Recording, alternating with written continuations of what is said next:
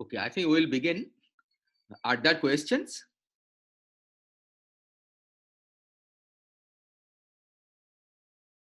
Hello. Yeah. Yes, go ahead, please.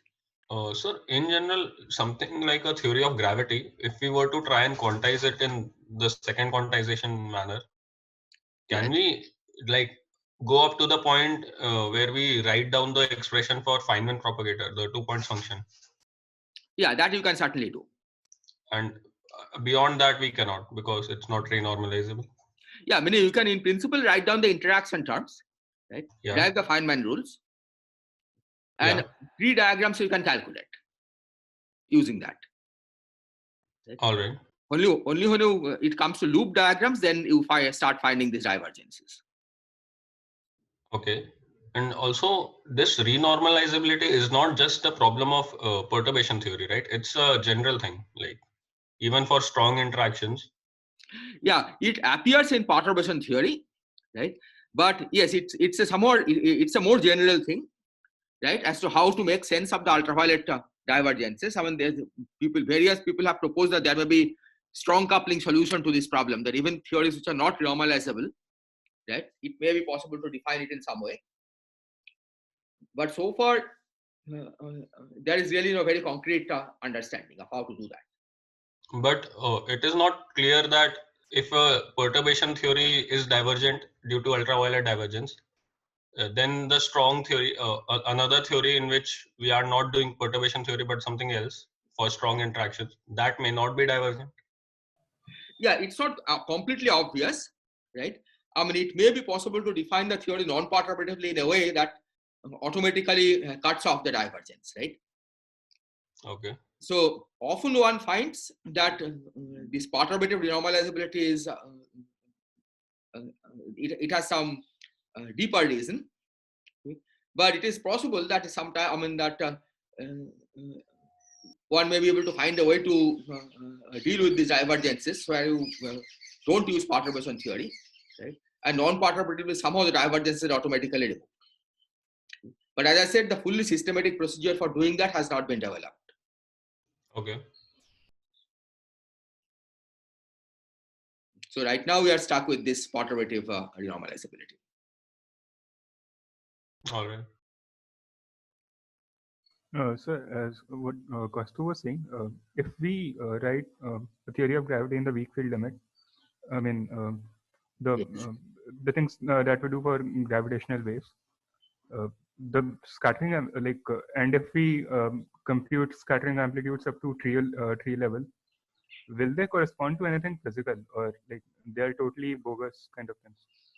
No, they're not totally bogus. Meaning, even in string theory, for example, the low energy limit gives you the same scattering amplitudes, right? So it's and often you can think of those. I mean, you can take the classical limit of the tree level amplitudes, for example, right, and get something sensible, some sensible classical limit of gravity. Okay. So one expects that whatever describes the final theory of gravity, right, should have the property that in appropriate limit, those scattering amplitudes will be the correct ones. Okay. Right? So it's not that they are totally useless objects. I mean, it's not a problem with like what the theory of gravity is finally. It's. I mean, yeah. I mean, what I'm saying is, it might happen that once we formulate a good theory of gravity, it might give some other answers than what we expect. Well, except that if it gives some other different answer than what we expect, right, then it will be difficult to explain how in the classical limit we get the kind of gravitational physics that we see. Right? In the standard way of dealing with quantum field theories, right, there is a well-defined notion of how to take the classical limit. And in the classical limit, you get back the usual classical physics that we are familiar with, right? For example, starting from the quantum electrodynamics, you can take appropriate classical limit, and you can recover the fact that electrons produce classical electric field, right? Or a charged particle object produces classical electric field. So if you have a theory whose S matrix elements look nothing like what you get by tree level Einstein gravity, for example, right, then it will be very difficult to explain how in the classical limit it gives back the usual Einstein gravity. Yeah. Okay. Right? Because these are not totally unrelated, right? The tree amplitudes, in some sense, are like the classical. It encodes classical physics. Okay. Yeah. Yeah. So one expects that whatever theory of gravity we have at the end should have the property that in appropriate limit it should give the same tree amplitude that we calculate for Einstein gravity. Yeah. Okay. Are there other questions?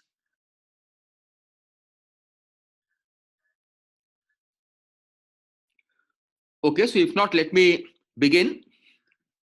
Okay, so let me just remind you that last time what we did was to calculate the Feynman propagator for the Maxwell's theory, okay, and we did it without source terms, right? Because we have been studying so far Maxwell's theory without source terms, okay, and we got this nice looking propagator, okay, d mu nu, okay, where d mu nu has this Fourier transform, okay, and the Fourier transform of d mu nu is given by this combination over here. And here, eta mu nu, of course, is a standard Minkowski metric. N mu n nu, n is a vector whose contravariant form takes the form that the zeroth component is 1, all others are 0. And p bar is again a 4 vector, which is defined so that its 0 component is 0, and its spatial components are the usual momentum components. And this is the standard propagator that we have for the scalar field theory. So what we are saying here is that for electromagnetism, okay, for photons, the propagator takes a form that is similar to that in scalar field theory, but then there is some additional tensor that multiplies it. Now, once you have calculated this propagator, okay, we can now use this propagator to calculate the Green's functions for any number of fields and the derivatives in the Maxwell's theory. Okay. In Maxwell's theory, of course, the fields are the AMUs. So any number of AMUs and the derivatives, if you want to calculate their Green's function, you can do it using this propagator. And basically, we use the same Feynman rules that we derive for the scalar field theory. Logic goes exactly in the same way, except that for the Feynman propagators, you have to use the tilde, this d mu, okay, instead of the delta f that we had introduced for the scalar field. And so what we are going to do is to give some examples of this kind of calculation. But before I go on, are there questions on this?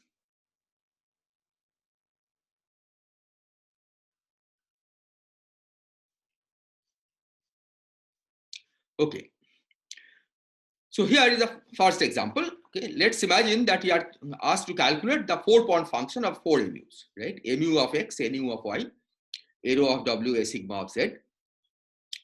So the way we will do this calculation is we will represent the 4 points as some 4 crosses, and then draw all possible Feynman diagrams, which means basically joining those crosses by some propagators. And as in the case of scalar field theory, there are 4 ways of doing this. You can either connect x to y and w to z, that's this term, okay, d mu nu x y d rho sigma w z, or you can connect x to w and y to z, okay, that's this term, or you can connect x to z, okay, that's d mu sigma x z, and then y to w.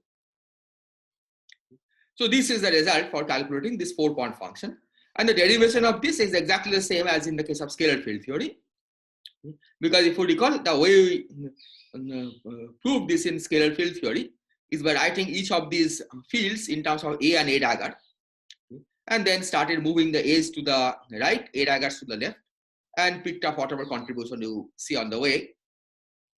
But the easiest way to remember the rules is to think of Feynman diagrams. Okay, so is this clear? Are there questions on this?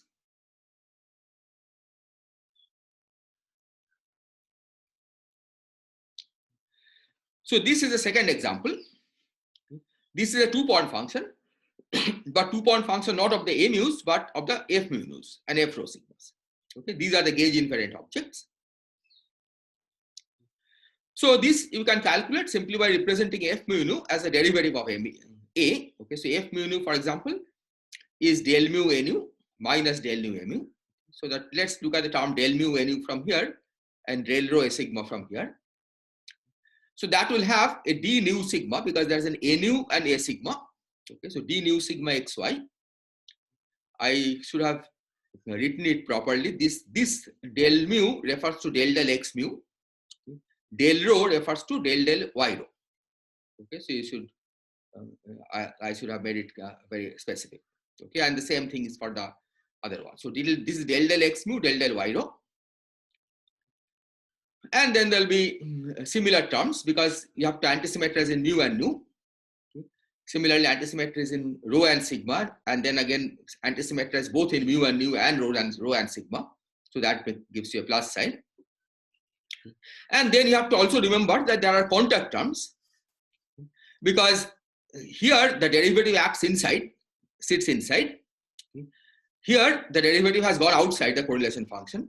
Okay, but of course, in taking the derivative outside the correlation function, you'll pick up terms proportional to delta x0 minus y0 because in the definition of the time ordering, there are these Heaviside functions, step functions. Okay, so when you take the derivative of those, you pick delta x0 minus y0. And indeed, you will see when you do explicit calculation, these terms, okay, that you get cancel in fact some of the terms that come from this d nu sigma. Okay, in particular, this term, the term in d that's proportional to nn, those are the kind of terms that get cancelled by these contact terms often. Okay, so are there questions on this?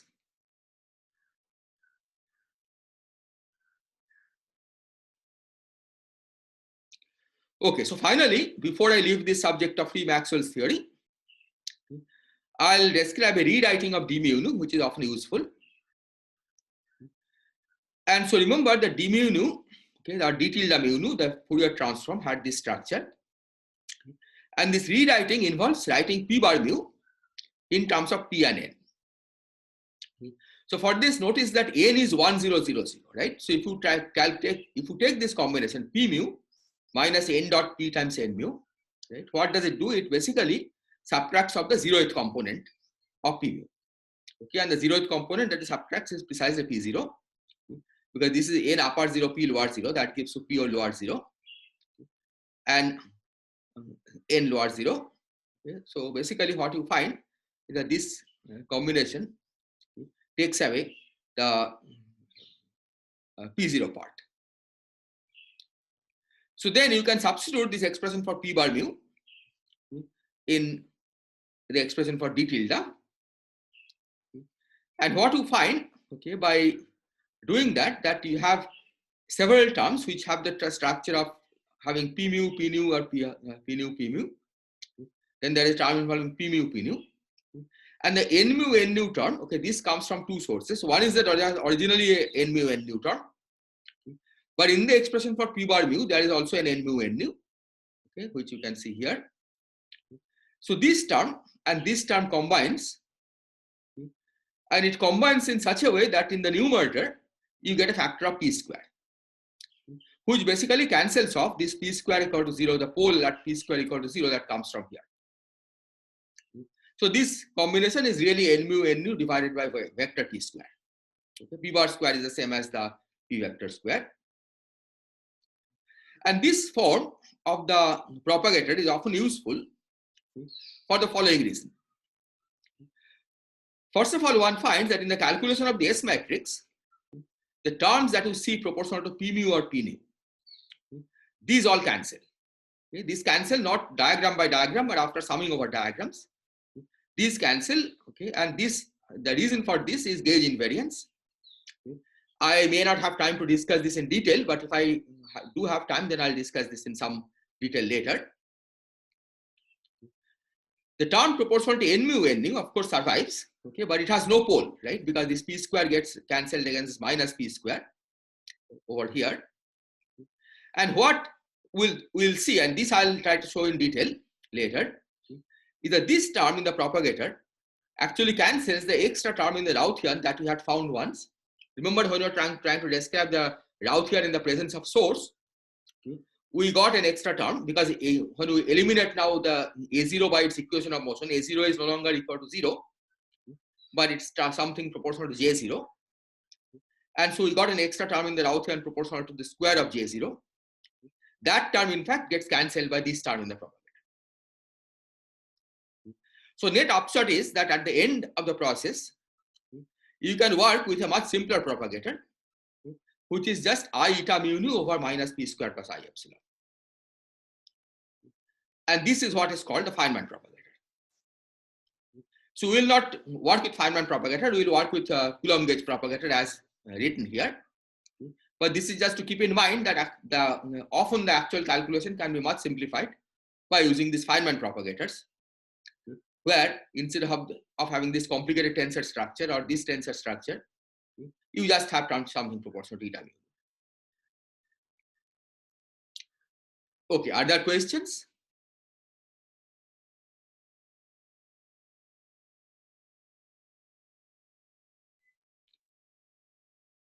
Okay, if there are no questions, then I'll proceed. Okay, so this is as much as I'll discuss the free Maxwell's theory, and I'll come back to Maxwell's theory later, okay, when we try to couple it to the theory of electrons. So now we turn to the next topic, which is Dirac equation, which describes the theory of relativistic electrons. Here, of course, not just electrons, it also describes the theory of other fermions. Now, I'll assume that you have seen Dirac equation in some form or the other. I'll try to be self-content, so I'll describe whatever is needed of the Dirac equation. But I hope that you have seen it in some form. If not, please read up some book on Dirac equation, okay, in standard relativistic quantum mechanics textbooks. So a Dirac equation, that basic ingredient. So first, let me start with the standard first quantized Dirac equation. Okay, that's how the Dirac's theory started. Just as a quantum mechanics of relativistic electrons. And what Dirac did was that he said that instead of using a one component wave function, we'll use a 4-component wave function. So this 4-component wave function I'll denote by psi alpha of x with alpha running from 1 to 4. And this will represent as a 4-dimensional column vector. Okay, so psi of x, we should, whenever I write psi of x, we should keep in mind that it corresponds to actually 4 independent fields. Okay, psi 1 to psi 4. The other point I have to emphasize here is that these alphas are not Lorentz vector indices. Okay, they are what are called Lorentz pillar indices. Okay, their transformation and rotation are quite different. Okay, which I'll discuss later. Okay. So we will not confuse them with the indices mu, okay, which run from 0 to 3. Okay. And we will not distinguish between upper and lower indices as far as the alphas are concerned. So just like Schrodinger equation, okay, this Dirac field, the Dirac wave function psi of x, okay, satisfies the Dirac equation. Okay. And this is the form of the Dirac equation. Okay. Again, I'm not sure if you have seen it in this form, but I think soon I'll write down a more standard form that you normally start with when you discuss Dirac's theory. Okay. But this is the analog of the covariant form of the Dirac's equation. Okay. Just like the covariant form of the Maxwell's equation was d mu f mu nu equal to 0. Even though when we first learned Maxwell's theory, we write in terms of electric and magnetic fields. So let me explain what these various notations are. See here, gamma mu's. The mu index, of course, runs from 0 to 3. And these are some constant 4x4 matrices. Okay. You can write down explicit form of these gamma mu's, okay, which is not always unique. So there are many different choices. Okay. But for most of our analysis, we will not need the explicit form of the gamma mu's. Okay, so in fact, I will not write down the explicit form of the gamma mu's, okay, but I will only deal with their properties. So what are the properties of gamma mu's? Okay, so first of all, gamma mu satisfies the gamma nu plus gamma mu, sorry, this should have been gamma mu. Okay, so this is the anti-commutator of gamma mu with gamma nu. That's given by minus 2 times eta mu nu. Okay, so this convention minus 2 is not always standard. Sometimes you will see plus 2 eta mu nu, but I'll choose to work with minus 2 eta mu. So this in particular means that if you set mu equal to nu, then gamma 0 square is 1. And if you take mu equal to nu equal to some space index, say I, we get 2 gamma I square on this set, that's minus 1. Okay, because 2 gamma I square is minus 2, so gamma I square is minus 1.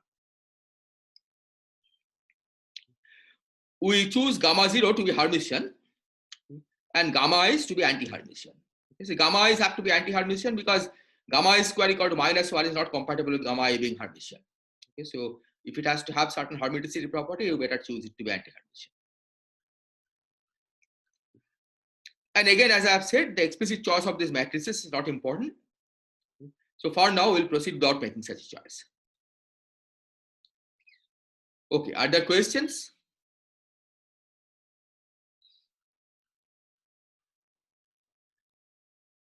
So, Yes, go ahead, please. sir, gamma I is a iota or like? No. I runs from 1 to 3. Okay. This is a space index.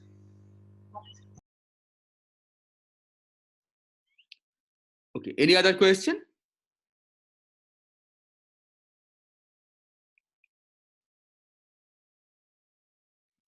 Okay. So our goal will be that we want to second quantize it. Right? This was Dirac's theory, okay, in the first quantized version. Okay.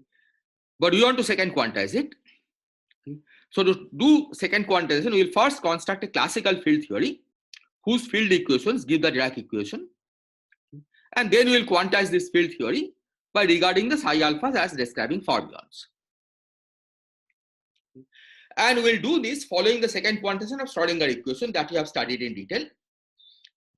And we'll see here that the second quantization of Dirac equation will proceed very similarly to second quantization of the Schrodinger equation, unlike the Klein-Gordon field.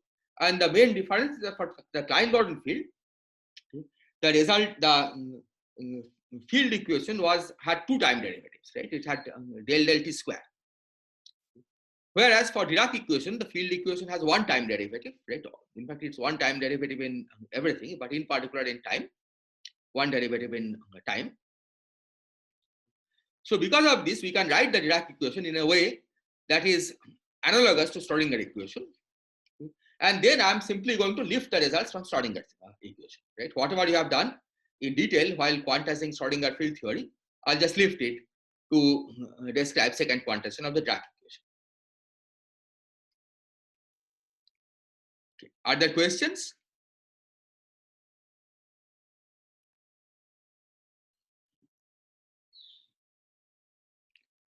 Okay, so let me proceed. Okay.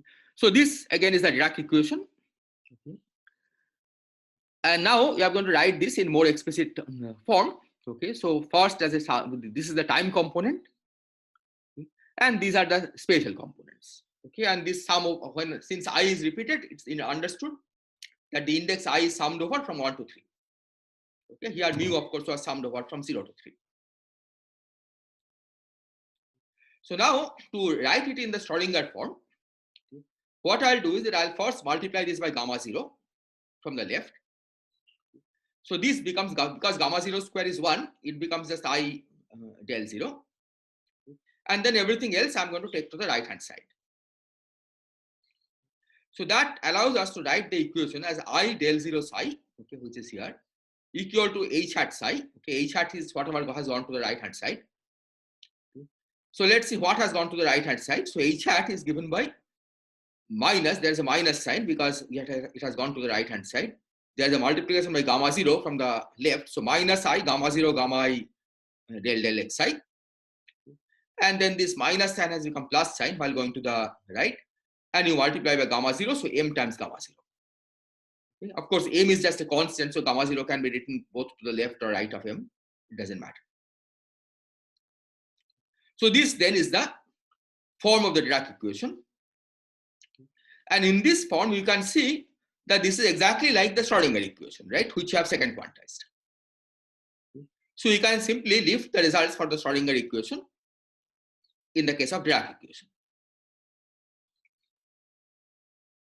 Okay, so I'll leave it as an exercise for you to check that H hat is Hermitian, which basically means that if we take an integral like this, then I can write this also as H hat psi dagger times chi integral. To show this, you have to use, first of all, integration by parts, because this del xi has to go from chi to psi. Okay, so that is done by integration by parts. And then you have to use these various relations that gamma 0 is Hermitian, gamma I is anti-Hermitian, and gamma 0 and gamma I anti-commute. Right? Using those, you should be able to check that this is indeed true. So H hat is a Hermitian operator. Okay, other questions?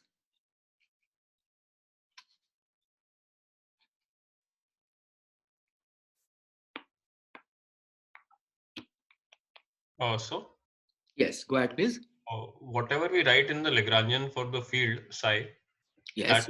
and get the equation of motion, which is the same as the Dirac equation. Yes. That also describes the particle trajectory. Not really particle trajectory, right? Because it describes the evolution of the wave function in the first quantized language.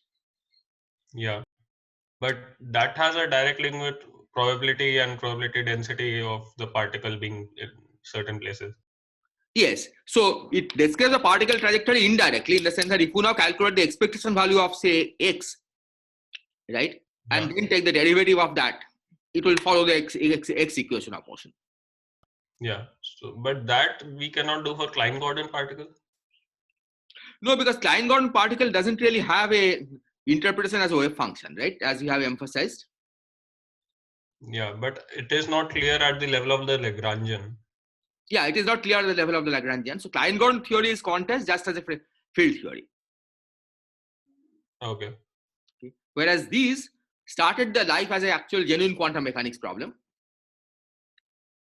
And that's why here you can, you also have a first quantized interpretation.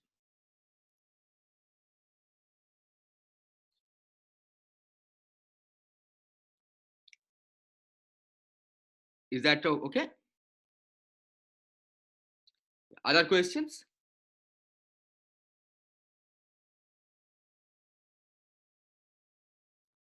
Okay. So as I have already emphasized, that in this new form, the Dirac equation looks like Schrodinger equation, except for the fact that psi is a 4-component field instead of a single component field, but this will really not make any difference.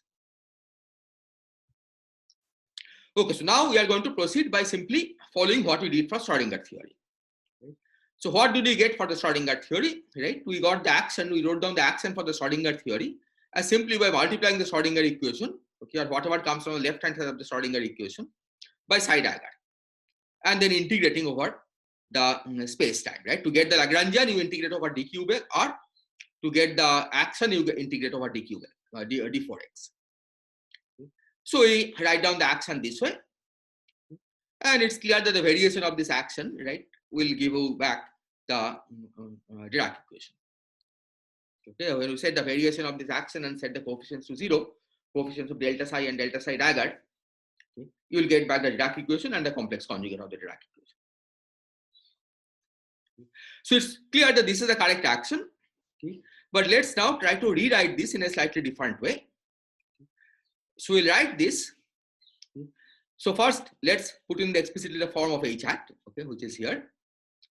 So you get plus I gamma 0 gamma I del I minus m gamma naught, okay, from this. And now what we're going to do is that we'll try to write down, we'll extract out a factor of gamma 0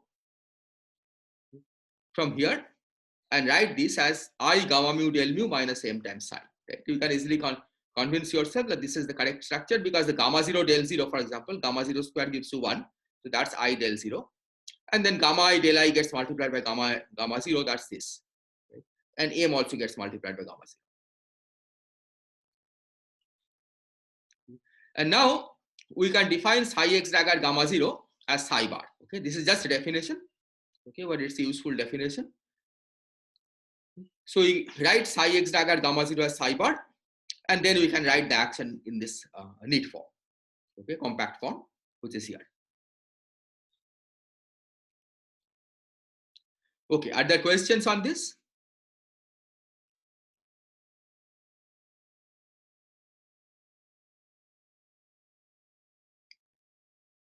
I forgot to mention that perhaps many of you have seen the Dirac equation in this form first. And these are the alpha and beta matrices, right? Normally we call this gamma 0, gamma I as the alpha matrix and gamma 0 as the beta, right? So, and we write the Hamiltonian, Dirac Hamiltonian in terms of the alpha and beta matrices. So that's this form of the Dirac Hamiltonian. But it's entirely equivalent to this equation, right? Because this is just a rewriting of that. Just like for the Maxwell's theory, right? Writing the Maxwell's equation in terms of E and B is just a rewriting of the covariant Maxwell's equation. Okay, the same is true here.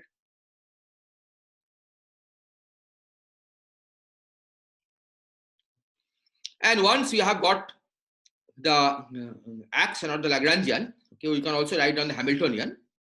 Okay. Again, I'm not going to give you the details because it follows exactly Schrodinger field theory.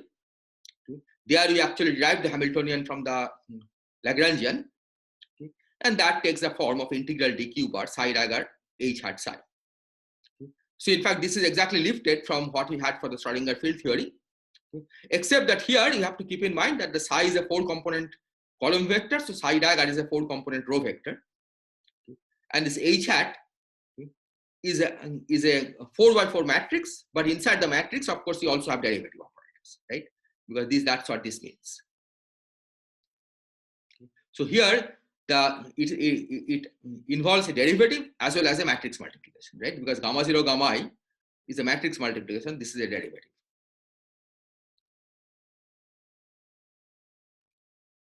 And this is the more explicit form of the Hamiltonian for this quantum for this classical field theory.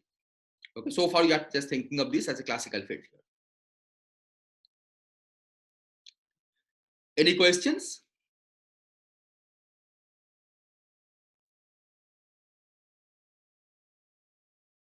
Okay. So what we are going to do now is that we will simply quantize this, okay, as we did for the Schrodinger field theory. Okay.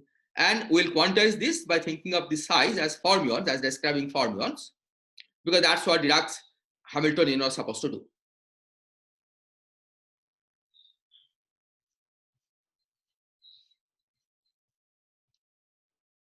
So we are now going to follow the same steps as in the Schrodinger field theory. So let's review what were the steps that we used for Schrodinger field theory.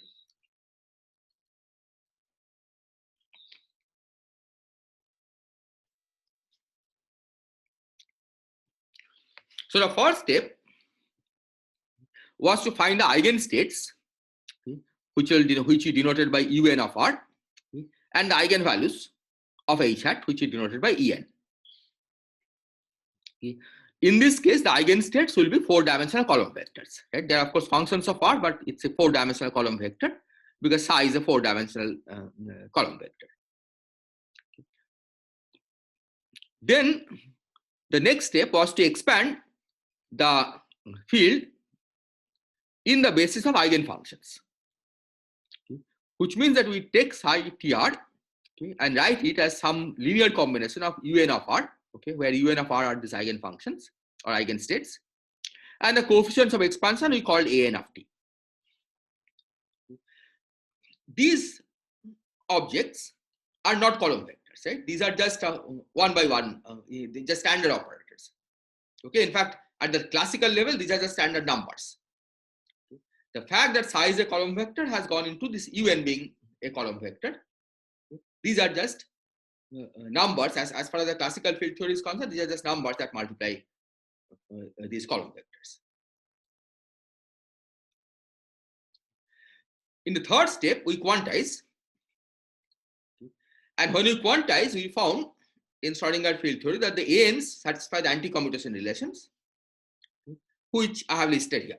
Right? AN, AM commute, anti-commute, AM, AN dagger anti-commutator picks up delta MN, and AM dagger, AN dagger also anti-commute. Okay, this is of course as a Hermitian conjugate of this relation. And then the final step is to write down the Hamiltonian. Well, there are more steps after this, of course, construct the vacuum and so on. Okay, but we'll describe that later. So the fourth step is to construct the Hamiltonian, and that Hamiltonian is given by sum over n, En, A, dagger n. Okay, and all through you have just thrown away constant terms. So now for Dirac equation, okay, we'll follow exactly the same steps to get the same relations, right? In fact, I'm going to do it explicitly because the manipulations are identical to what we did for the Schrodinger field theory. So we can basically follow the same derivation, okay, and get similar results for Dirac theory. The only difference is that in this case, we shall have continuous energy eigenvalues. Of course, this is not really a difference between Dirac and Schrodinger, because even in the case of Schrodinger field theory, right, if you are describing, if the underlying quantum mechanics was that of a free particle, then there also will have continuous energy eigenvalues. Right? You just assume that the energy spectrum is discrete and wrote it this way. But in the case of Dirac equation that we are dealing with, okay, we do have continuous energy eigenvalues. And as a result, this sum over n that we see will be replaced by momentum integration. Okay, but otherwise it will be identical to what we did for the Schrodinger field theory. Okay. So we'll now go through each of these steps in detail, okay, for the Dirac equation. Are there questions? So in the Schrodinger picture, it is easy to consider a potential in the Hamiltonian, right? Yes. But not the same in Dirac equation. Yeah, because I mean, you have to write a potential. Once you write a potential, it breaks relativistic invariance, right? Yeah. So the Dirac's whole purpose was to write down a relativistically invariant theory. Yeah, so we can only add terms like the F mu nu and all in the, and that too in the Lagrangian. Yes, that's right. I mean, of course, you can take, for example, that two particle system, right? It's electron and proton. You describe electron by Dirac equation, proton by Dirac equation, and then you can write down the interaction term between the proton and the electron, right? Which will have some kind of potential. Okay. But if you have a fixed potential, of course you can do it. I mean, people do discuss electrons and fixed potential, right? When you try to do relativistic corrections, it's not a very completely systematic procedure, but you can do it. Right? But you break relativistic invariance clearly, right? Because the fixed potential is not going to be invariant on arbitrary boost. Yeah. Okay. So for now, we'll not introduce any potential to this problem.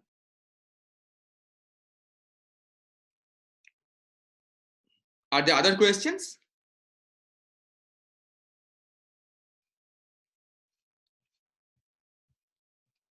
Okay, so let's start with step one. Okay. So you want to construct the eigenstates and eigenvalues of H hat. Okay. In fact, we'll see that most of the analysis can be done without actually writing down the explicit eigenstates and eigenvalue, explicit eigenstates. Eigenvalues will determine. Okay.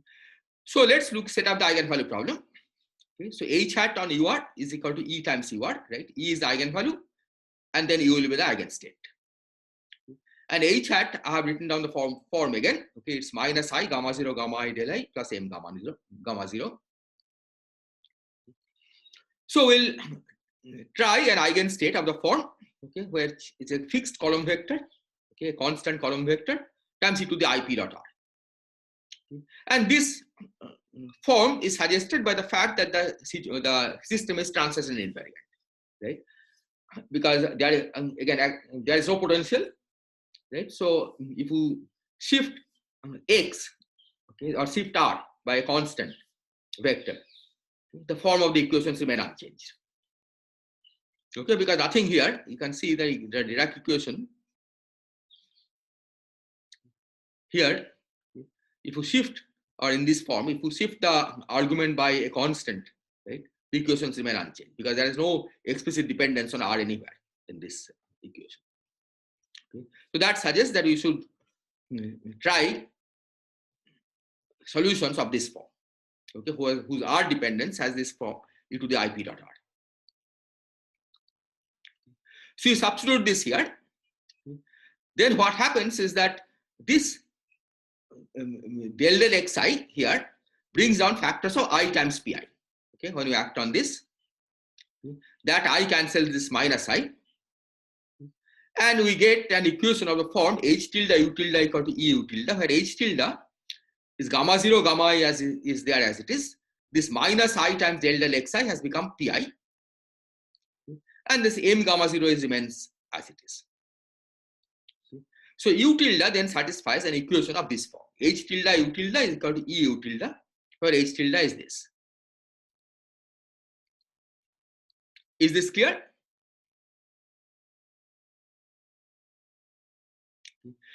And now you see that this becomes like an ordinary eigenvalue problem, right? A eigenvalue of a 4x4 matrix. Okay, because h tilde has no derivatives or anything, right? For a fixed p, h tilde is just a constant 4x4 matrix. So you expect that there should be 4 different eigenstates with 4 different eigenvalues. Okay, 4 eigenvalues and 4 eigenstates. Okay, because h tilde is a 4x4 matrix. You can also check that h tilde is Hermitian. Okay, because if you take the Hermitian conjugate of this, right, you will get gamma I dagger, gamma 0 dagger, right? Gamma I dagger is minus gamma I. So you'll get minus gamma I, gamma 0, because gamma 0 dagger is gamma 0. And then that minus gamma I, gamma 0 is the same as gamma 0, gamma I, because gamma 0 and gamma I anticommute, right? So that basically shows that this is Hermitian. This, of course, is Hermitian because gamma 0 is Hermitian. So what we are looking for is really the eigenvalues of a 4x4 Hermitian matrix, which if you have the matrix explicitly, of course, you can find it. But we will see that we will be able to find eigenvalues even without having the matrix explicitly. Okay, the properties that we know of this matrix will be enough. Okay, are there questions on this?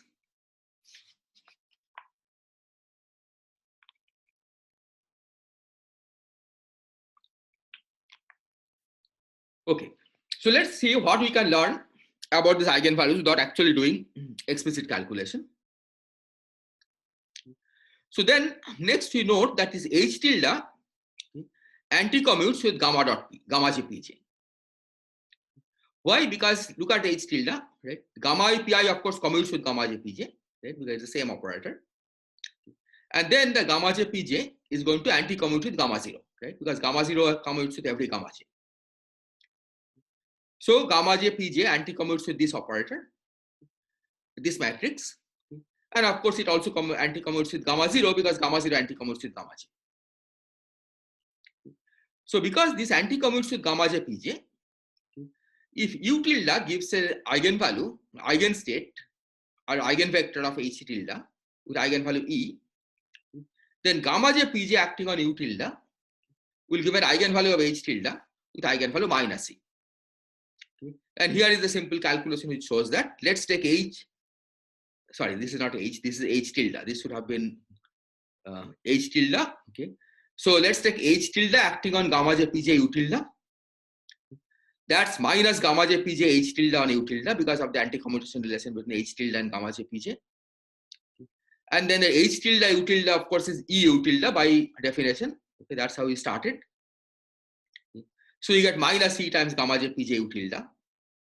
So net effect is that when you apply h tilde on gamma j pj u tilde, you get minus e times gamma j pj u tilde. So this shows that the eigenvalues come in pairs of opposite signs. Okay. If you have an eigenvalue e, then by applying gamma j pj on that eigenstate, you can get an eigenvalue minus e. So of the 4 eigenvalues, 2 must be positive, 2 must be negative, and they are opposite of each other. Okay, is this logic clear? Any question up to this point? Sir, please repeat because I didn't understand. Okay, there are 4 eigenvalues, but why 2 are positive, why 2 are negative?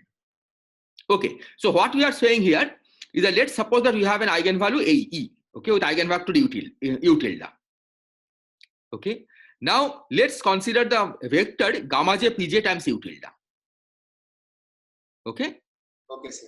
And what we are claiming is that this gamma j pj times u tilde is an eigenvector of h tilde with eigenvalue minus c. That this argument shows. Okay, this capital H here should be thought of as H tilde. Okay. So we are applying H tilde on gamma j pj u tilde. Okay. Then by the fact that H tilde anti-commutes with gamma j pj, we write this as minus gamma j pj H tilde u tilde. H tilde u tilde is E u tilde. So you end up with minus C times gamma j pj u tilde. So let's look at what this equation is telling us, right? Let's look at the equality between the first and the last term. It's telling us that when you apply H tilde on the vector gamma j pj u tilde, you get minus C times gamma j pj u tilde. Yes. So that's saying the gamma j pj u tilde is an eigenvector of H tilde, right? Yes, yes, sir. With eigenvalue minus C. Yes. Okay. So every eigenvector with eigenvalue E, we can have another eigenvector with eigenvalue minus C. Okay. Right. That's why out of these 4, 2 must be positive, 2 must be negative. Okay. And they are equal and opposite. Yes, yes, yes, sir. I understand. Sir. Okay. Any other question? Here, the logic is H tilde has a eigenvector U tilde, and similarly, the same H tilde having the eigenvector gamma j pj U tilde. Exactly. So this is the reason why we got 2 eigenvalues of this are positive and 2 are negative. Exactly. Thank you, sir. Thank you. Okay. Any other question?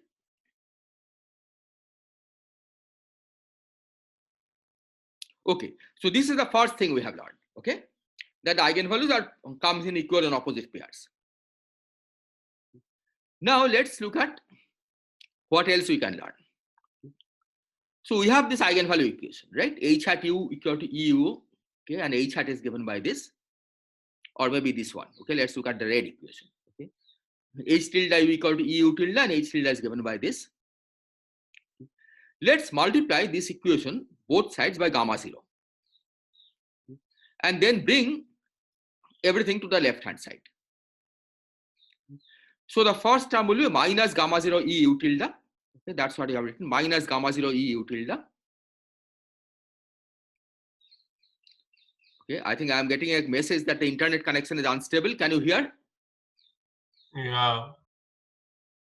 Okay, let's continue and see. Let's hope that it works. Okay, so we bring this to the left hand side. You get minus gamma 0 E u tilde. Then we have multiplied this by gamma 0, right? So gamma 0 square is 1. So then you get gamma I pi u tilde. And then again gamma 0 square is 1. So m u tilde. So this eigenvalue equation, okay, after multiplying by gamma 0 and bringing everything to one side, you get to this form. But this one I can write as gamma mu p mu. This is just a shorthand notation. Gamma mu p mu plus m u tilde equal to 0. Where by definition we have taken p upper 0 equal to E and p lower 0 equal to minus E. Okay, this is the definition of p0 in this equation.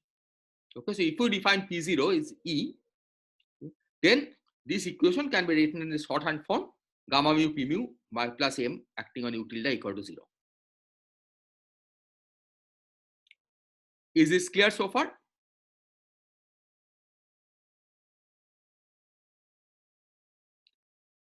Okay, so we start with this form and then multiply this equation from the left by minus gamma nu p nu plus m.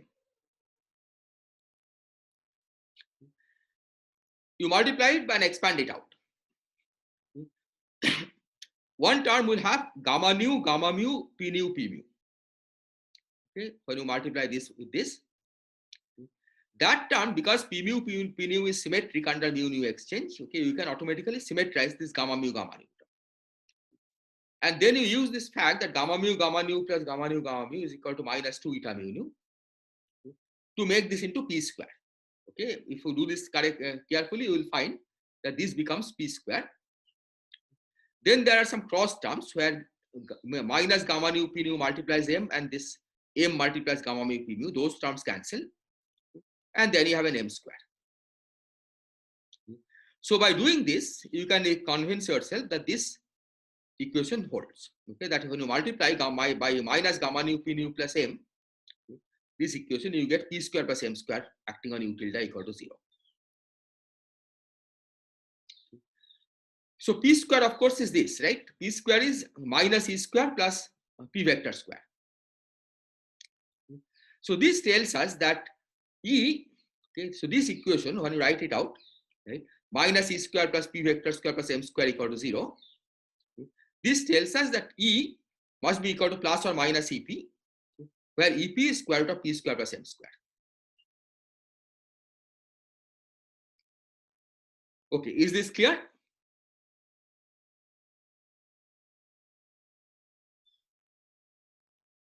So earlier you had said that the eigenvalues are paired. Okay, for every positive eigenvalue there is a negative eigenvalue and vice versa. Now we are saying that the only possible choices for the eigenvalues, okay, are EP and minus EP, okay, where EP is given by this, right? That's what you see from this equation. So this means that out of the 4 eigenvalues, okay, 2 must be plus EP and 2 must be minus EP. Is this clear?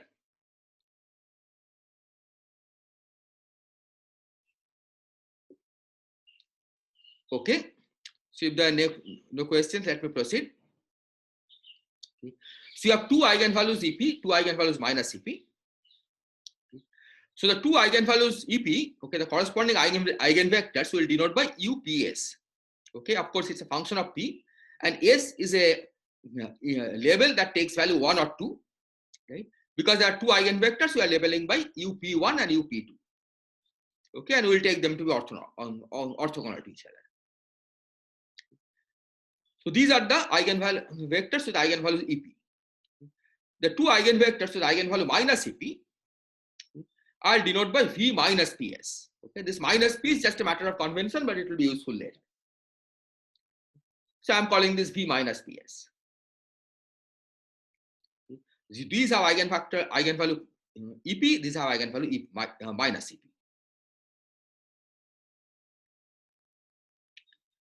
Is this clear? The notation?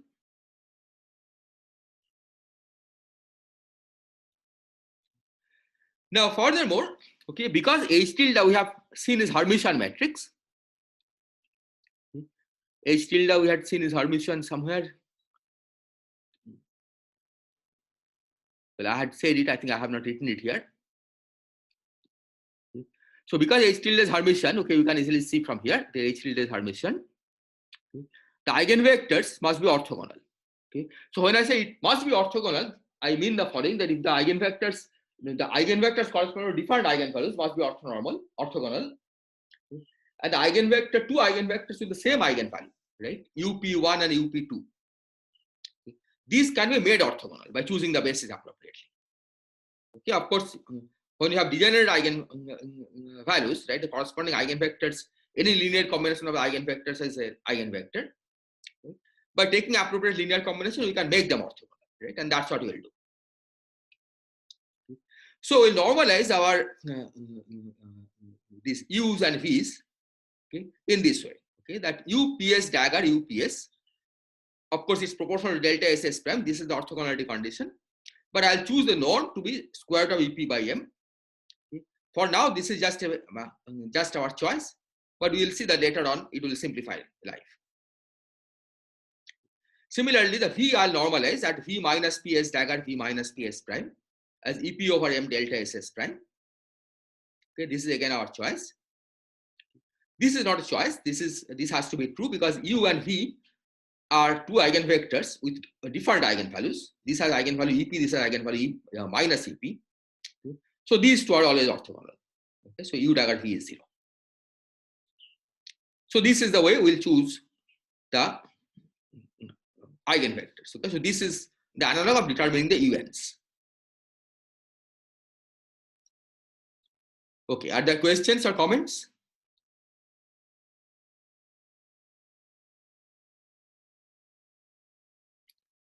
Okay, so if not, let me proceed. So what have we learned so far? Okay. So what we learned is that we have this eigenvalue equation of this form. Well, this is an eigenvalue equation because E is the eigenvalue. I have brought everything to one side. Okay. And then what we learned is that the solution of this equation is U tilde is UPS for eigenvalue EP, and the other solution is U tilde equal to V minus PS, okay, for which the eigenvalue is minus EP. So UPS, okay, using this, you can see that UPS satisfies the equation minus gamma 0 EP plus gamma PI plus M acting on UPS equal to 0. Right? That's substituted E equal to EP here. Okay. And this I can write as gamma mu P mu plus M acting on UPS equal to 0, where P0 is now EP. Okay. So this is gamma 0 lower P0, right? Lower P upper 0 is EP, then P lower 0 is minus EP. That's why you see this minus gamma 0 EP over here. What about VPS? Okay, so V, okay, again you look at this equation. Okay, when U tilde is V minus PS, okay, it satisfies gamma 0. Now E is minus EP. Okay. So plus gamma 0 EP plus gamma IPI plus M acting on V minus PS equal to 0. Okay. And now I have rewritten this equation by replacing P by minus P everywhere in this equation. Okay. So if you replace by P by minus P, this becomes VPS, but this becomes minus gamma IPI. Okay. And now if you define P0 again in this way, that P upper 0 is EP, okay, then you see that here we can now write this as minus gamma mu P mu plus M acting on VPS equal to 0. Okay, is this point clear? Okay. Notice that I have changed my definition of P0, okay, in going from this slide to the next slide, okay, because here, okay, I had said that P0 is E, okay, and then E could be either EP or minus EP. Okay, that was the notation that we had used here. Okay, but that is done. Okay, we have already arrived at these results. Okay, now you can forget about how we had defined P0. Okay, and now we are going to define P0 again. Okay, this in fact is more in line with what we have done for electrodynamics or for the scalar field theory, for the time dot theory. Right? P upper 0 is always taken to be EP. So we didn't allow a minus sign there. Okay, and that's what we are going to use now. And we see that because of this, that minus sign that we had introduced in V is useful, right?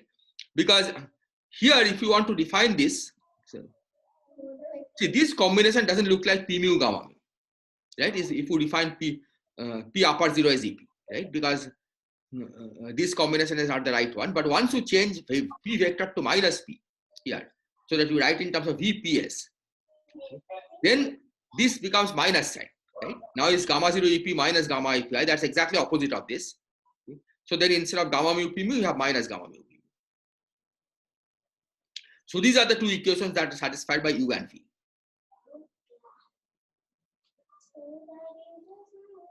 Any question?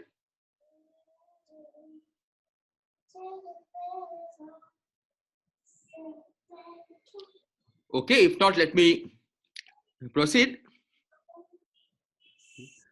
So we have some normalizations here. So this is the same normalization that we had given earlier.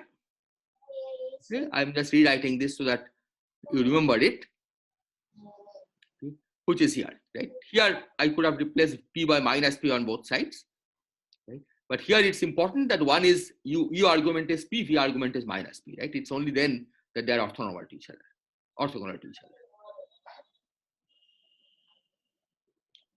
Okay, so now let's remember the original problem, right? The original problem was not to find the eigenvalues of eigenvectors of H tilde, okay, which is what we have done, but the eigenstates of H hat. So let me remind you that the eigenstates of H hat were the U's, okay? And U's were given by U tilde times e to the IP dot R. Okay, so let me put those in.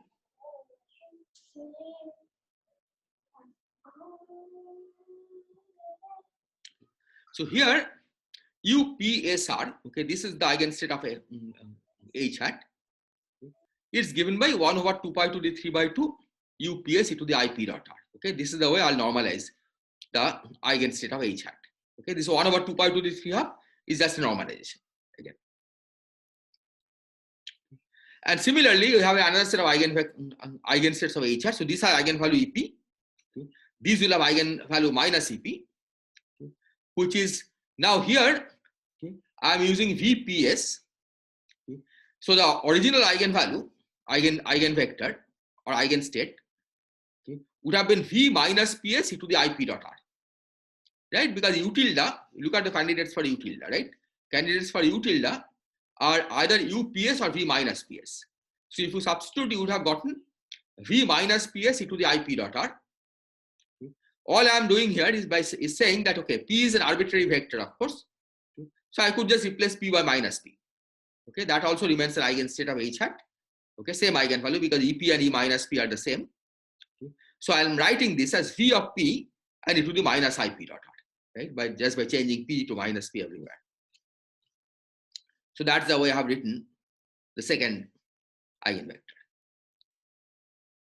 second eigenstate. Okay, this is what I have said. I changed to P to minus P in the second function here.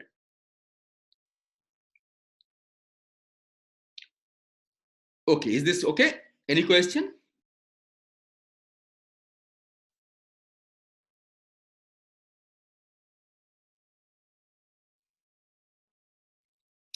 Okay, so now let's check how we have normalized the states. Okay. So let's calculate this.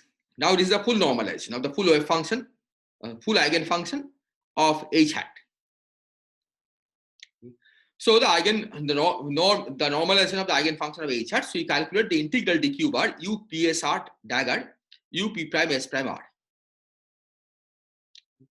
So here the r integral is easily done because r integral takes the form e to the I p minus p prime dot r. So that gives you 2 pi to the 2 pi cube delta p minus p prime. Right? The 2 pi cube cancels that 1 over 2 pi to the 3 half square. And you get u ps dagger u p prime s prime, okay, from here delta q p minus p prime. But because you have delta q p minus p prime, you can replace p prime by p here, right? So what you get then is u ps dagger u ps prime, okay, and then that of course we know is ep over m delta ss prime, okay, because that's how you have normalized them. Sorry, I think something is wrong here. Here there shouldn't have been a square root. Let me. Okay, I think I made a mistake here. So these shouldn't have been square roots. Okay, these should have been just EP over M. Okay, that's how we want to normalize it. Yeah. So these also the square roots should be removed. Okay, this is just EP over M. Okay, that's the way you normalize it. Okay. So that's why you have here EP over M. Okay, not square root of EP over M. This is the correct form. Okay, these are wrong. So here we set P prime equal to P, right? So you get U PS dagger U PS prime, okay, and that we use the normalization that you have used here. Similarly for VV, okay, it's basically the same analysis. So this should have been V. Okay, again these are typos. This is V PS dagger VP prime S prime, okay, and again we get the same normalization EP over M. And finally the inner product between U and V. Right. So here you see there is a slight difference, okay, because U has e to the I p dot r, V has e to the minus I p dot r. Okay. So when you take U dagger V, okay, in the exponent you get e to the minus I p plus p prime dot r. Okay, unlike here, okay, you are getting I p minus p prime dot r. So here you will get e to the minus I p plus p prime dot r. Okay. So you get a delta q of p plus p prime. Okay. Using this, we can set p prime equal to minus p in the argument of v.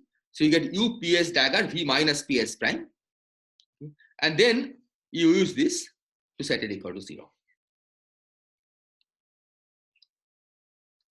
Okay, are there questions on this?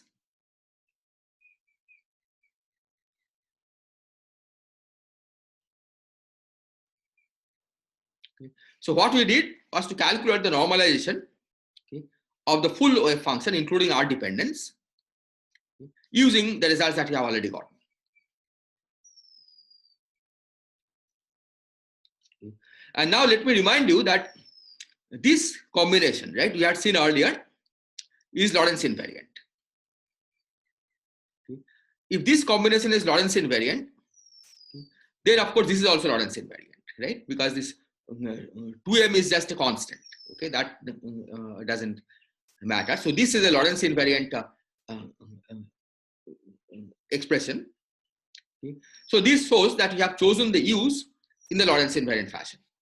Okay, that's the only reason, in fact, why we included these EP over M factors in the definition of the inner product, right? The fact that we defined these with this EP over M, okay, these square roots should have not been there, okay, is because at the end we want these inner products to be Lorentz invariant. Okay. This is a matter of convention, right? You could have worked with just delta QP minus P prime. Okay. Nothing would change at the end. The final result should be the same. Okay.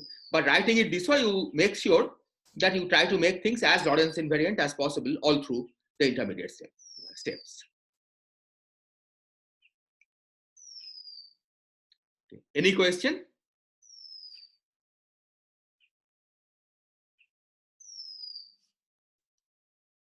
Okay. Now, we have seen that once you define this, once you normalize the states by including a factor like this, okay, the definition of sum over states also changes, right? Instead of getting just integral dqp, okay, we have to use the inverse of this, okay, by the completeness, okay, because in fact earlier for the Klein-Gordon case, right, we had normalized this by 2 EP times delta qp minus p prime, and then in the sum over state we had integral dqp over 2 EP. So basically whatever you use here, the inverse will come in the definition of the sum over states. So sum over n will be replaced by integral dqp times m over ep. Okay, so this is the convention that will be following. So ultimately we want to convert the Schrodinger theory to Dirac theory, and this is what you have to keep in mind, right? The sum over n should go to integral over p with this particular weight factor.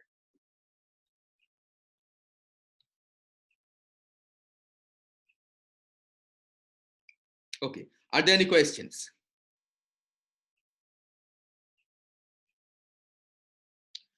Okay, so let me now turn to step 2. So what was step 2 in the Schrodinger theory? We expand, once you have determined the eigenfunctions, okay, we expand psi in the basis of eigenfunctions, okay, as linear combinations like this. So un of r are the eigenfunctions and an of t are arbitrary coefficients. So let's write down the analog of that for the Dirac case. First of all, sum over n. Sum over n I write as integral dqp m over ep. Okay, exactly what we said here. Then we also have sum over s equal to 1 and 2. Okay? This is still a discrete sum. That also you have to include. So sum over n not only includes integral over dqp, but also sum over s equal to 1 and 2. Okay? And then finally you have to sum over u and v, right? Because those are also distinct eigenfunctions. Okay? So the coefficient of u, okay, I'll call square root of ep over m btps. Okay, so this is the analog of a and t. Okay, so this is what I've said here. Okay, why this normalization we'll see later. Okay, it just makes life convenient. Okay, but right now you just think of this as a definition, okay, that b is defined so that this is what multiplies u in this expansion. And similarly, c is defined so that this combination, okay, multiplies v in the expansion of psi. Okay, so these combinations are the exact analogs of ans that we had in the Schrodinger theory.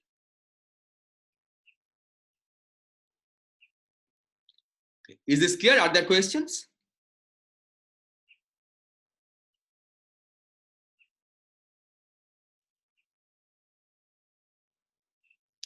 Okay, so now step 4. Okay, here you have quantized. In the Schrodinger theory, quantization gave that am n dagger should be delta mn. So let's try to write down the analog of this in the Dirac theory. We have already said that the role of m is being played by either this or the corresponding c. Okay, so let's first work with this. So square root of ep over m btps, okay, square root of ep prime over m btp prime s prime dagger, okay, because am n dagger is what you're trying to calculate. Okay. M refers to p, s N refers to P prime S prime dagger. Sorry, P prime S prime. So this combination is given by delta Mn, but what is the generalization of delta Mn? It's this, right? Because you see here, right? The normally Un would have been more normalized as delta Mn, right? But delta Mn, when you go to the continuous momentum variable, you have generalized to EP over M delta SS prime delta Q P minus P prime. So that's what plays the role of delta Mn here. Okay, so this is the commutation relation. And now you see that the advantage of including this square root of EP over M on these sides, because this now tells us that when you calculate the BB dagger anti-commutator, you get a simple form delta SS prime times delta QP minus P prime. You see here, because this is non-zero only for P equal to P prime, we can basically set P prime equal to P here. So you get EP over M. The product of these two gives you EP over M, which cancels this. And you get the simple anti-commutation relation. Are there questions?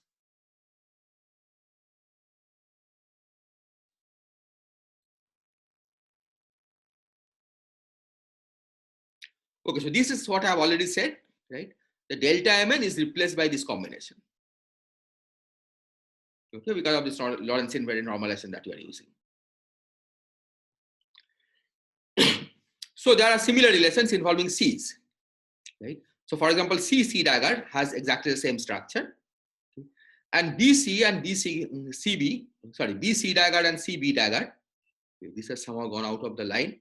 So BC dagger and CB dagger, okay, these give you 0, okay, and of course BB, BC, CC, these are all 0, right? And similarly B dagger, C dagger, C dagger, they are all also 0.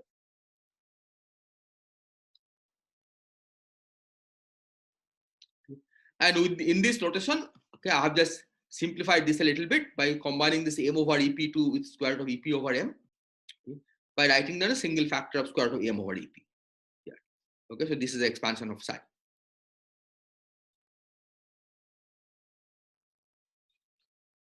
Okay, is this clear?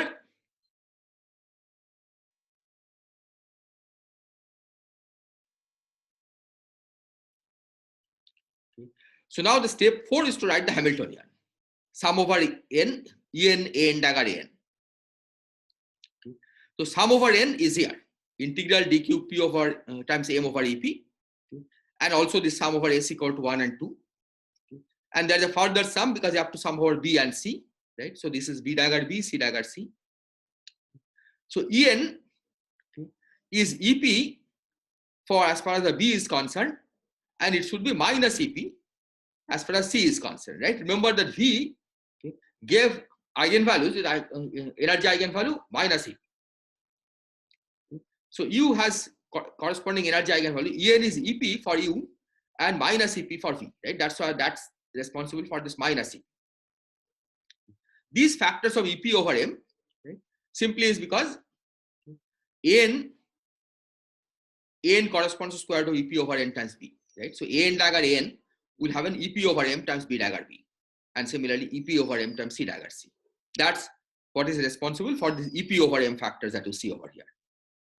Okay. So this is directly generalization of this sum over N, En dagger N. Okay. And now with some simplification, this M over EP cancels this EP over M. This EP of course can be taken out of the sum. Okay. We can write this as integral dq PEP times B dagger B minus C dagger C. Okay. So this then is the final form of the Hamiltonian.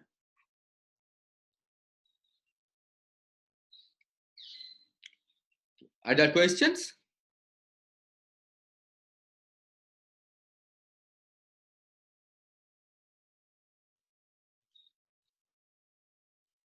Okay, so let me proceed. So here I have summarized what we have learned so far. Okay. This is the expansion of psi in terms of BC and the functions UV.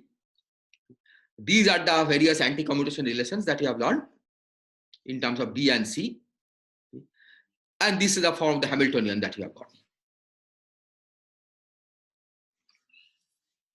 Okay. So up to this point, we have proceeded as in the case of Schrodinger field theory.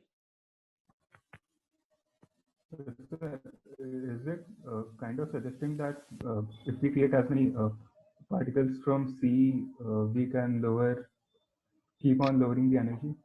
Yes, indeed, that's what it is suggesting, and we are going to discuss that soon. Okay, this minus sign, because of this minus sign. Okay, so let's see. Suppose we now try to proceed to the next step.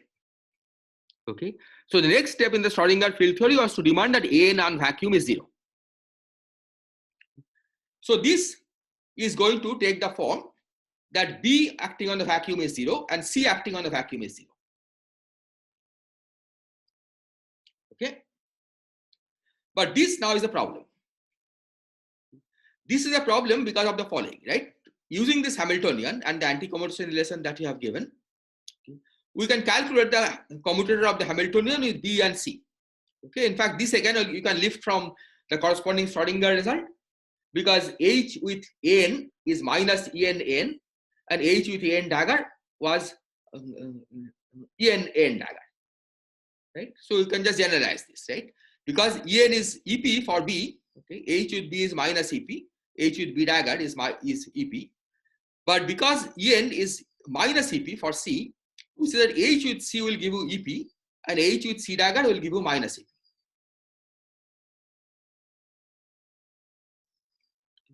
So this means that when you act C dagger, it actually lowers the energy of a state by EP, right? So if you have defined the vacuum this way, then when you act with C dagger on the vacuum, it has lower energy. It has energy minus EP. If you act C dagger twice, okay, not C dagger with the same P because CDC is anti-commuting, but C dagger P prime on the vacuum, that will have energy minus EP prime. So vacuum then is not the lowest energy state. If you define the vacuum this way, this is not the lowest energy state. Is this point clear?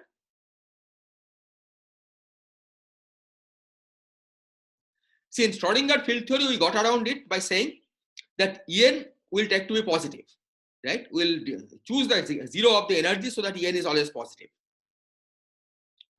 That's not possible here because in the Dirac equation, right, the energy spectrum is unbounded from below, right? It's EP and minus EP. So minus EP can go as far negative as you want by simply taking P to be large. So the way we got around this problem in Schrodinger equation by saying that En will always take to be positive, that cannot be done here. Okay. And this, in fact, was original problem in Dirac's theory, right? That because there are these negative energy states, right, you can produce arbitrary number of negative energy states and lower the energy as much as you want. Okay. So we'll do the analog of what we normally learn in dealing with Dirac's theory, namely that we'll fill all the negative energy states. Right? That's the way we deal with in Dirac's theory, right? We'll say that basically the vacuum will be defined where all the negative energy states are filled. Okay. But I'll now describe a more formal way of implementing the same thing.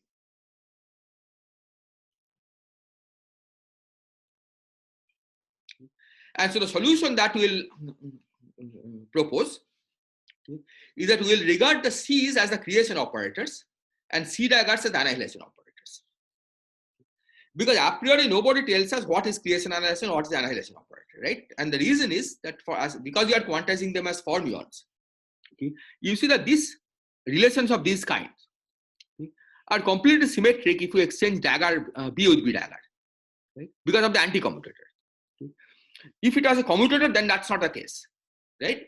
Because commutator of AM dagger, okay, if you replace AM dagger with N, okay, and vice versa, you get a minus sign.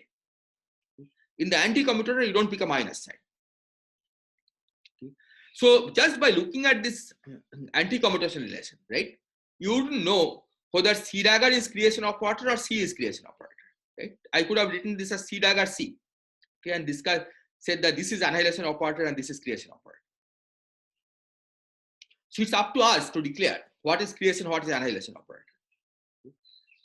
Equivalently, we can say it's up to us to declare what is vacuum, right? Instead of saying that C acting on the vacuum is 0, I could have said C dagger acting on vacuum equal to 0. Okay, by thinking of the C daggers as annihilation operators. And this is what we are going to do now. Okay.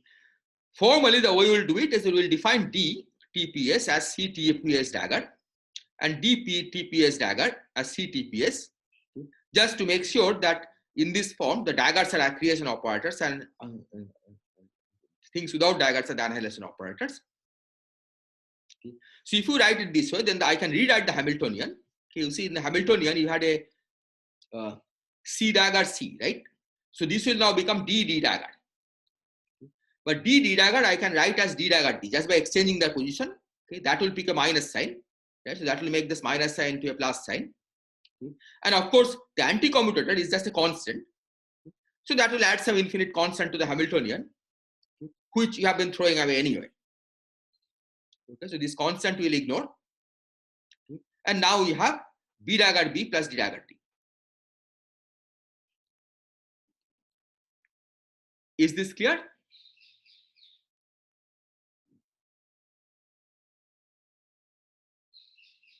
Any questions, comments?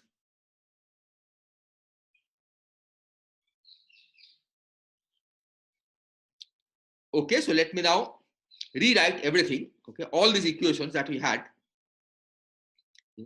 I'll now rewrite in terms of not C and C dagger, but in terms of D and D dagger, right? I'll just basically replace C by D dagger and C dagger by D everywhere.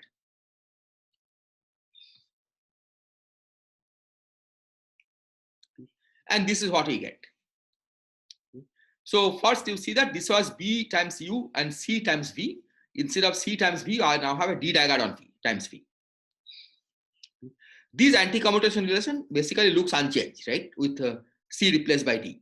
Okay, and that's because, as I said, right, because they're anti-commutators, okay, exchanging that B and B dagger or C and C dagger, okay, makes really no difference. Okay. So these anti-commutation relations look the same in terms of D. Okay. The Hamiltonian now has plus sign between the two, okay, because that minus sign went away. Okay. And now we can define the vacuum state as the one that is annihilated by B and annihilated by D. Is this clear?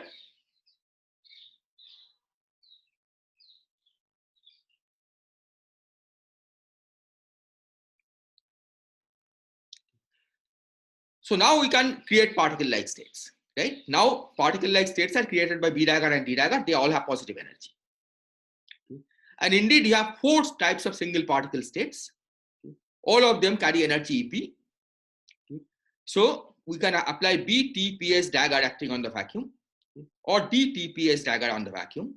Right? S can be 1 and 2. Okay. So this gives you 2 states of energy EP. This gives you 2 states of energy EP. Okay, they give states of energy EP because the commutator of the Hamiltonian with D dagger is also EP times D dagger, just like H with B dagger is EP times B dagger. Okay, so 4 types of single particle states all carrying energy EP. Now we can also find interpretation of this number P, okay, by constructing the conserved momentum. Okay, this I'll leave as an exercise. Okay. Using translation invariance, so you can construct the Noether charge. Okay, the Noether using Noether procedure, you can construct the conserved momentum Pi. Okay, so Pi will be given in terms of psi, of course. Okay, but then by using this expansion, okay, we can rewrite in terms of B and D. Okay, and I'll leave it as an exercise to check that Pi has this structure. Okay, and once we have this expression for Pi, we can apply this Pi operator on these states and show that Pi gets eigenvalue small pi, okay, when it acts on any of these states. Okay. So all of these states then carry energy EP and momentum P. Okay. So their masses are given by the square root of EP square minus P square, which is M. Okay. So what we learn from this analysis okay, is that this theory, Dirac's theory, okay, when you second quantize, okay, describes 4 defined kinds of single particle states. Okay. Each of those have mass m. Okay. And what you want to do is to try to find the interpretation of these defined kinds of single particle states. So maybe I'll do that next time, okay, because that's a somewhat independent study, okay? And I'll stop here, okay? But if there are questions, we can discuss that now. So, I mean, if it is up to us to define the vacuum state, then how are we possibly going to know that there can be degeneracy at the ground state? There can be degeneracy at the ground state. Well, I mean, what you will find is that you define the vacuum in some way, right? And there will be an operator that acting on that vacuum state gives you the same energy state. Right? Imagine that there is an operator which commutes with the Hamiltonian, right? So when you apply that on the ground state, you will get a state which is degenerate to the ground state.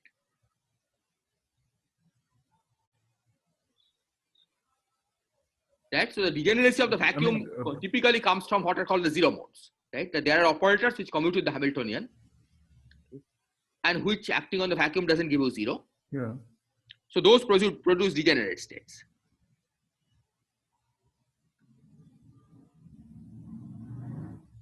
Could you give any example? I mean, all the types of operators that we can have in a quantum field theory are fixed by the fields that we describe. I mean, phi and pi and all those, all the constructions that we can make from these operators. Yes. So, I mean, you're saying that some of these operators create such states. Yeah. Okay. Let me give an example. Okay. It's let's suppose that you have this quantum field theory, and we have made all 3 directions into circles, periodically identified circles. Okay. So then the momenta are quantized, right, in integer units. Yeah. Okay. So then this EP would be square root of p square plus m square, where p is quantized. Okay. Now suppose m is 0. Okay.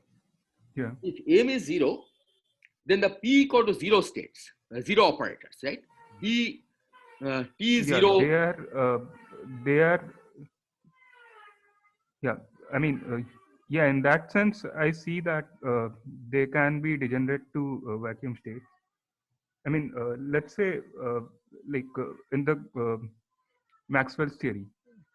Yes. There also, I mean, we could have 0 energy state, but since they are free particles, they are always propagating with the speed of light. We cannot go to a frame in which they have 0 momentum. Although, I mean, if we write the dispersion relation of these particles, they would kind of touch the 0 energy, but they are not exactly 0. Yes, exactly. Yeah. That's why I made the thing into periodically identified circles, right? Once you periodically identify, right, then they can be exactly 0 energy states, because then it's discrete, right? Then there's a confusion about the continuum touching the lowest energy state, right? So even in Maxwell's theory or in the scalar field theory, right, if you have discretized, then it does look like that the vacuum is degenerate, right? In fact, it's easier with fermions, right? Because for scalars, in fact, there are issues because it's not only just singly degenerate, it has infinite degeneracy, right? Because apply that the 0 mode as many times as you want. But in this case, let's imagine this Dirac's theory, right? You have this system. Let's imagine that you have compactified all the 3 directions with some radius, doesn't matter. So we have the 0 modes, which are the BT0 S dagger and DT0 S dagger. So there are 4 of the 0 modes, right? 4 4 operators which can act on the ground state to give you the same energy state. And in this case, in fact, this will be 2 to the 4-fold degeneracy, right? Degenerate, because you start with the ground state, right? You can apply any of these 4 operators. So that's 1 plus 4. Then you can apply any 2 of them, right? Force 2. Yeah. So if you count this, you will find that the ground state is 16-fold degenerate in this case. So, but we aren't distinguishing between these, right? No, these are distinct states. They have the same energy, but they are not the same state, right? Yeah, but in the sense that, isn't this just an indication that we cannot detect massless zero momenta particles? Well, here what I'm saying is I have made them compact, right? So these are really now it's like a quantum mechanics, right? Everything is discrete. Yeah, but the ground state that you are defining by even applying a B dagger of zero momenta, Yes. if you have to give it a particle picture, considering a ground state of zero particles. Yes, you cannot give it a particle picture anymore, right? Because you have no direction to move around. To give a particle picture, you have to have some direction in which it moves, right? Once everything is compact, Yeah. right? The momentum is discrete, right? So you give up the particle interpretation, but at least if you want to see how the degeneracy comes about, right? I mean, how you can detect the degeneracy of the vacuum, you can do it by this procedure. Right? If on the other hand P is continuous, right? If the directions are not compact, then as Harshit was saying, that you really don't have, meaning it's like a continuum that is touching the ground state. Okay. Yeah, we still have a B dagger zero state there. I mean. Yeah, but zero is like a set of measure zero in this whole. Yeah, it won't contribute to anything in that sense. Yeah, it will. Well, sometimes that if the infrared divergences, it does cause problem, right? Because infrared divergences come precisely from these zero energy states, right? Low momentum. Okay, the divergences that you see, right, is precisely because the vacuum is nearly degenerate, right? There are these states which are coming as close to the vacuum as you like. Yeah. No, but in general, does it even make sense to describe massless, zero momenta particles? No, not if the that direction is non-compact, right? Because then you have to go to zero momentum, right? You need infinite boost. Yeah. Right. So certainly that you don't consider. Right? You can only get it as a limit. Okay. So there are various ways people have studied this, right? I mean, sometimes you can change basis, right? In which case, that here it looks like a continuum, right? But there may be another basis where it may look like discrete. Okay, so that also people have done. I mean, these are what are called asymptotic symmetries, right? Both in electrodynamics as well as in gauge theories, right? Where people have basically tried to interpret these divergences, infrared divergences that you see, as a result of vacuum degeneracy. Okay, that instead of having a single vacuum, you have many vacua with the same energy. And if you don't take that into account, you run into these infrared divergences, right? So that's another way of trying to interpret what the infrared divergences are doing. So by change of basis, you mean something like normal vector space change of basis? Yeah, but I mean, because it's infinite dimensional, right? Yeah. You have to be a little more careful in doing this change of basis, but otherwise it is like that. Yeah. But you cannot really make a continuum, like here we have a continuum, and if we are not compactifying or anything, we cannot really make it discrete because it's a bijection. Yeah, but the point is, once you have infinities, right? Yeah. You can do many things. But I mean, okay, but Okay. See, you can think of this function on a circle, right? yeah. Okay, you can say there are infinite continuum of functions, right, on a circle. but you can expand it in the Fourier transform basis, right? Where the Fourier transform variables are discrete. Yeah, but circle is already a compact space. Yeah, but still it's continuous, right? Continuous space. Yeah, that is fine. See, if you think of what does it require to give a specify a function on the circle, right? It requires a continuous infinity of values because you have to specify f at every point on the circle, right? Yeah. F of x. On the other hand, you can say that you can also specify f by its Fourier transform, in which case you can only have to give the discrete Fourier levels, right? Yeah, that much is fine. Yeah. So in that sense, a continuum of information you can also encode in a discrete set of informations. Okay. You Yeah. wouldn't have done it if it has a finite dimensional space, right? But when there are infinite dimensional spaces, then this a change of basis can do such things, right? And that's what precisely happens. That when you try to interpret these infrared divergences, right, it doesn't look like the vacuum is infinitely degenerate precisely because of the fact that it's like the end of a continuum that is touching the vacuum. But by changing the basis, right, you can make it appear as if the vacuum is infinitely degenerate.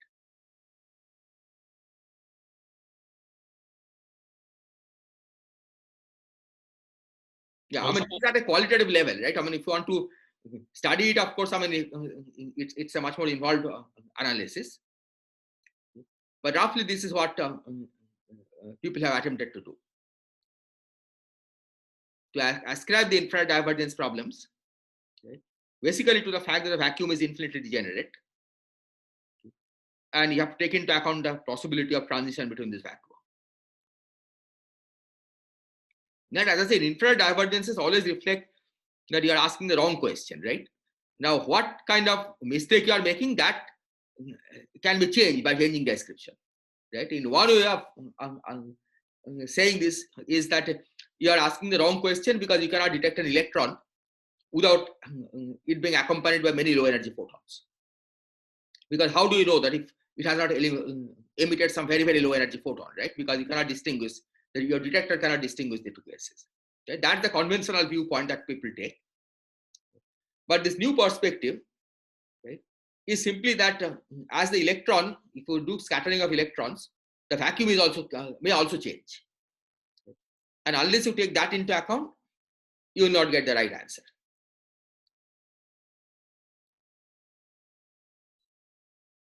yeah, I mean, so far we have been taking this vacuum to be something like artificial, where we don't really care about it that much.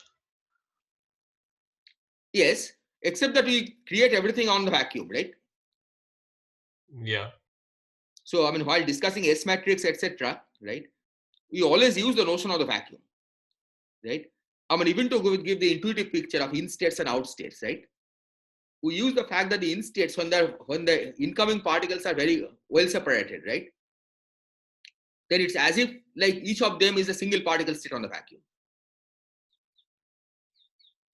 right? So even though vacuum itself is not very important because nothing happens there, right?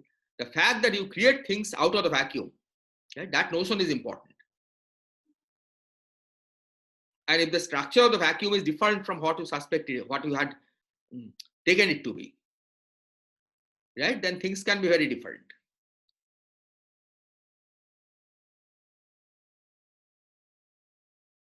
Okay.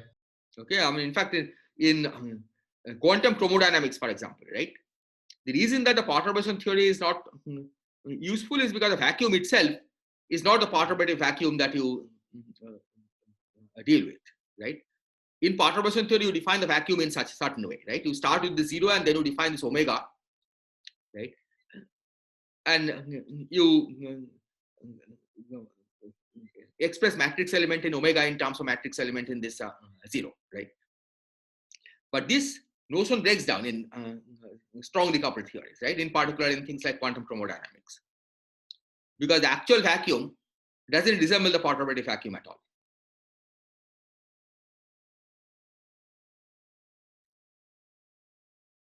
So the vacuum is important, even though it seems not to play too much role in what you are doing. But even there, where it does not resemble the perturbative vacuum, does it still come through this notion only that some operator acting on vacuum gives you null vector or zero? No, see, in quantum chromodynamics, right, there's no gap in the spectrum. Unlike here, there are massless photons, right? Yeah. In quantum electrodynamics, you start in the QCD, you start with exactly the same similar looking Lagrangian with no mass term in the action, right? But there are cubic couplings between the analogs of the photons, right, which are gluons there. And the outcome is very different. That you find that in the theory, right, we still have particle-like objects, but those particles are not massless. Those are like bound states of the gluons that you have introduced. So there is no degeneracy. No, I'm just asking about the definition of the vacuum over there. Like, vacuum, like interpretation of vacuum will still be Well, no the particle definition of state. the vacuum is that it's the lowest energy state of the theory. Yeah, so obtaining, like, even there you express your Hamiltonian as some, at least try to some B dagger B or something like that. No, because you are not using perturbation theory, right? So this is field theory. Even in the interacting theory, right? The way we defined a vacuum was as the ground state, right? We didn't really have B daggers there. We introduced the in and out operators. Okay? Yeah. In dagger and B out dagger, right? But not also the vacuum was not really defined as a in some explicit form.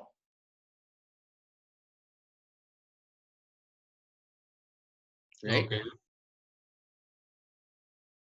So in a general quantum field theory, right, vacuum is defined as the ground state. Right? Now it so happens that if the perturbation theory is good enough, right, you can get a lot of intuition using perturbative techniques, right, and you can calculate the vacuum expectation values of operators using perturbation theory.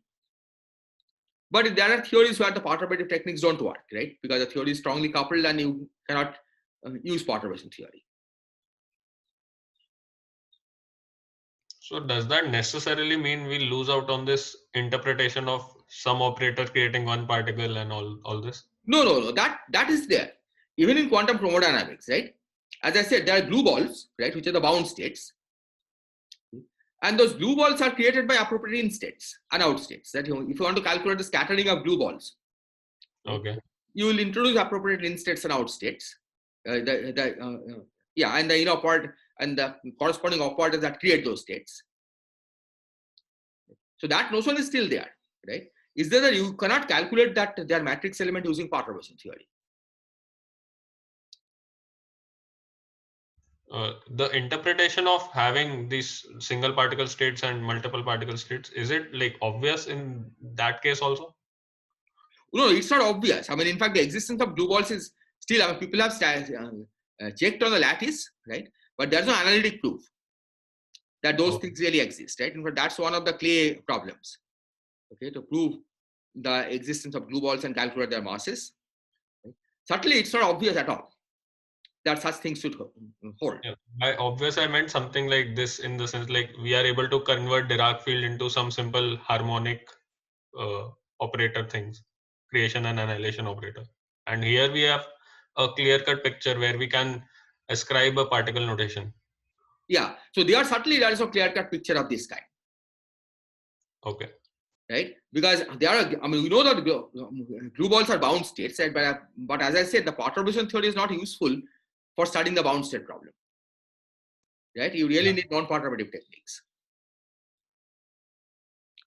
This general feature of quantum field theory, right? The fact that there should be single particle states, this is particular realization of quantum field theory, right? There should be single particle states, and then you can describe the scattering. Yeah. Right? Multi-particle states. That is expected to hold even in QCD, even though the single particle states are not created by this the standard perturbative fields that you are familiar with. All right. Does one study that in these courses only, QFT2 maybe? I don't know. QFT2, yeah, you learn about quantum chromodynamics, right? But the strong coupling behavior you will probably not study in quantum field theory 2 also. Right? How actually the glue balls form. I mean, this is, as I said, I mean, a lot of it is studied on the lattice. Right? You just do numerical path integral, okay, and then look for poles in the propagator. Okay, numerically. That's how you learn about glue ball masses and so on. Right? And then there are some non-perturbative techniques like ADS, CFT and all, where you can learn about glue ball masses in some particular kind of theories. But it's certainly not something that is very obvious in any sense. Okay. But a theory, I think you will learn in the second course, right? What the Lagrangian is and what the interactions are. All right. So one more thing, the fact that there can be multiple ground states degenerate, is that also encoded in in the pole of Green's function? Okay, the point is typically if you are looking at higher dimension, right, not things like a compact space-time, and if the theory has a mass gap, which means if the theory has a particle-like picture with non-zero mass, then we expect that there should be no degeneracy in the ground state. Yeah. Right. On the other hand, if you find a massless pole, that's the signal of the signal that the theory has, the ground state is degenerate. Okay. Okay. So the point is that when the spectrum has to form representation of the Lorentz algebra, right? Yeah. And single particle spectrum forms appropriate representation of Lorentz algebra. If you have degenerate ground state, then you have to say how exactly it fits in as a representation of the Lorentz group. Right? When all directions are compact, right, then the Lorentz group is trivial because it's basically you don't really have a Lorentz group, right? So then there's a confusion. You can create, for example, the 16-fold degenerate state is perfectly consistent with all symmetries. But otherwise, you have to make sure that whatever your spectrum is, it's consistent. The Lorentz group should have an appropriate action on the spectrum.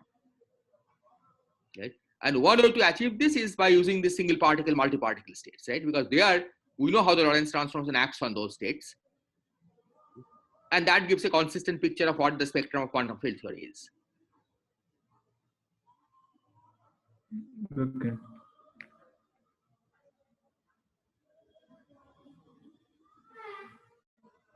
Any other question?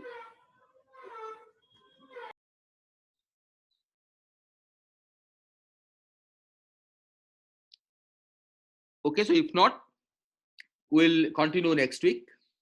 Okay, so next week we'll begin by studying what the various what the physical interpretation of these 4 single particle states are. Okay, so I'm stopping the meeting.